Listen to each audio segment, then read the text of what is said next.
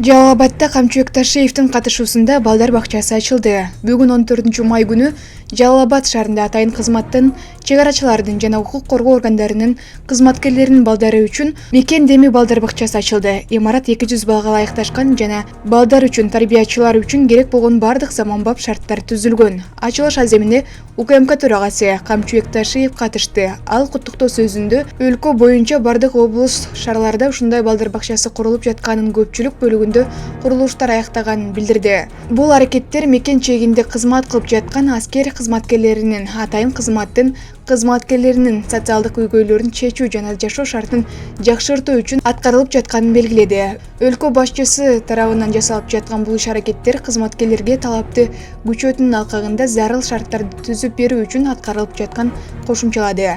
Аземге жергиликтүү бийлик башчылары, атайын кызматтын ардагерлери жана кызматкерлери, үй бүлөлөрү катышты. Бала бакчасынын жетекчисине унаа белек кылып, жергиликтүү ишкерлер тарабынан мындан ары да колдоо иштери улантылары айтылды.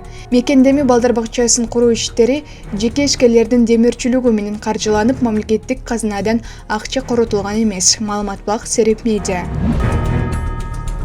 Бишкекте атышуудан улам 9 киши кармалды. Бишкекте курал колдонулган мушташка байланыштуу 9 киши милицияга жеткирилди. Бул тууралуу 7-каналга Ленин райондук ички иштер башкармалыгы билдирди. 13-майда шаардын Жашкавардия жана Фрунзе көчөлөрүнүн кесилишинде мушташ болуп ок атылгандыгы тууралуу маалымат түшкөн. Бул факты кылмыш жаза кодексинин бейбаштык беренеси менен кылмыш иши козголуп, шектүүлөр кармалды. Кармоо учурунда мушташка ок атылган тапанча алынып, экспертиза дайындалды. Учурда окуя боюнча сотко чейинки тергөө амалдары башталды. Маалымат булак ЖТ-ТВ KJ.